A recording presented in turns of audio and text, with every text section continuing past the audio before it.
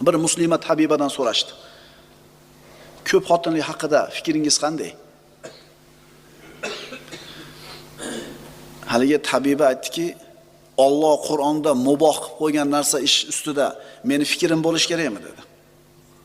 Mana haqiqiy mu'minlarning javobi. Alloh ruxsat berib qo'ygan narsa ustida meni fikrim bo'lish kerakmi?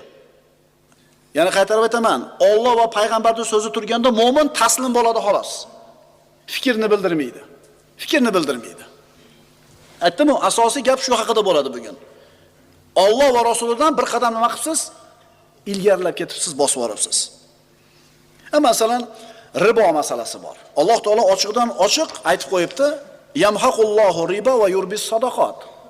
Alloh taolo sudxo'rlikni foydasini yo'q qiladi, sadaqalarning foydasini ziyoda qiladi.